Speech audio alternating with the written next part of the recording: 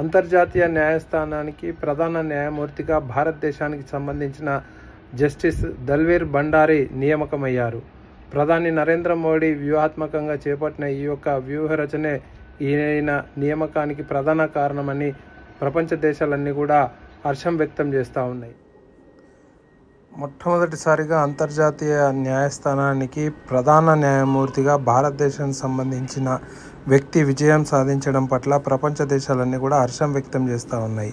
ప్రధాని నరేంద్ర మోడీజీ చాణక్య దౌత్యాన్ని ప్రదర్శించాడు. ప్రపంచ వేదికపై బ్రిటన్ ఓటమి పాలైంది. ప్రధాని మోడీజీ ప్రపంచవ్యాప్తంగా సంబంధాలను ఎలా నిర్మించుకున్నారో ఇదొక గొప్ప ఉదాహరణగా చెప్పుకోవచ్చు. అంతర్జాతీయ న్యాయస్థానం ప్రధాన న్యాయమూర్తిగా జస్టిస్ దల్వీర్ భండారీ ఎన్నికయ్యారు. భారతదేశానికి చెందిన జస్టిస్ దల్వీర్ సింగ్ బ్రిటన్కు చెందిన జస్టిస్ క్రిస్టోఫర్ గ్రీన్వుడ్ను ఓడించి 193 ఓట్లకు ప్రతి దేశం నుండి ఒకరు ప్రాతినిధ్యం వహిస్తున్న ఈ ఓటింగ్లో 183 ఓట్లు సాధించడం జరిగింది.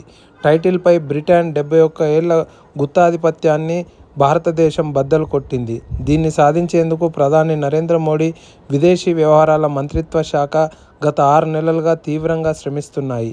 మొత్తం 193 దేశాలు ప్రతినిధులను సంప్రదించి సులువుగా గెలుస్తామన్న బ్రిటన్ అభ్యర్థిపై భారతదేశం వైఖరిని వివరించడం చాలా కష్టమైన పని.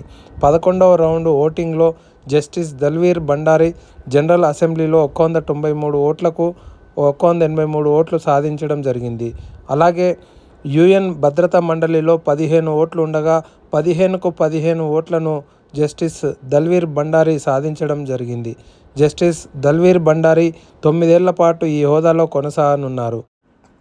జస్టిస్ దల్వీర్ భండారీ 9 ఏళ్ల పాటు అంతర్జాతీయ న్యాయస్థానానికి ప్రధాన న్యాయమూర్తిగా కొనసాగుతారు.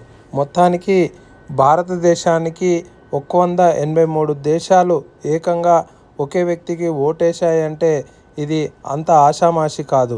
ప్రధాని నరేంద్ర మోడీ చేసిన కృషి ఎంత దాగి ఉందో ఈ యొక్క ప్రపంచ దేశాల మద్దతు చూస్తేనే మనకు అర్థమవుతూ ఉంది.